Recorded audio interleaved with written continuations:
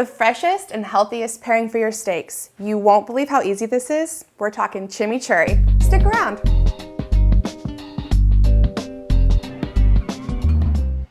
Tonight we're gonna do a classic steak accompaniment that you'll see in a lot of steakhouses. Chimichurri adds a really fresh and acidic bite to your steak dinners, and I want you to love it as much as I do. So let's make it a staple in your house. So grab your blender, some fresh herbs, and a couple of pantry staples, and I'll show you just how easy this is. Let's get it started.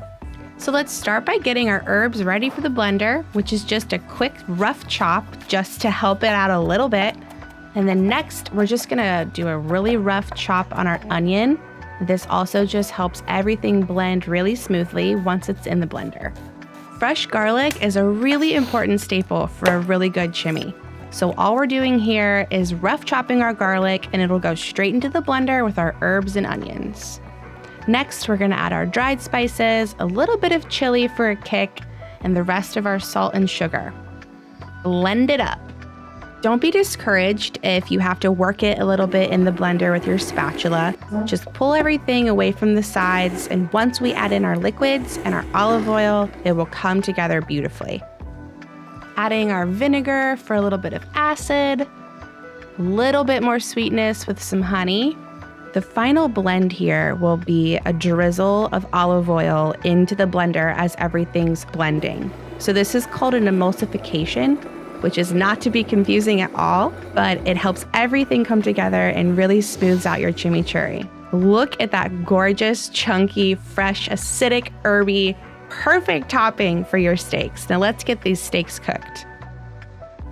I'm just using some flaky sea salt and really fresh ground black pepper on these because that's all it needs.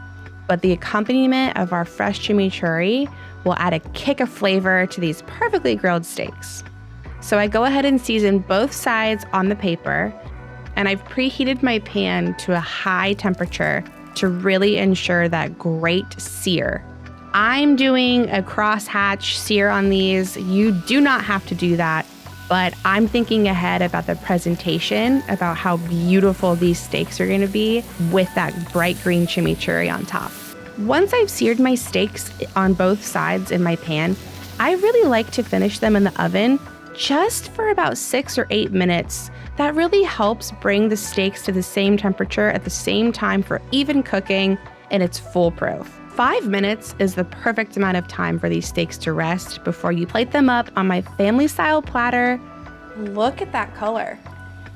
Guys, this took just minutes in the blender, and I'm so excited to give it a taste. It smells so fresh. Those fresh herbs really just brighten this whole meal up. Let's give it a taste. Perfectly cooked. You can smell the garlic.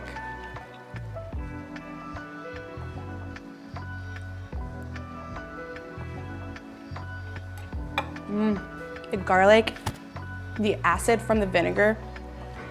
Oh my gosh, it blends so well with the creaminess and the luxurious, tender beef. You have got to try this on your steaks. This is a winner in my book. There's a reason this was a classic in steakhouses for sure.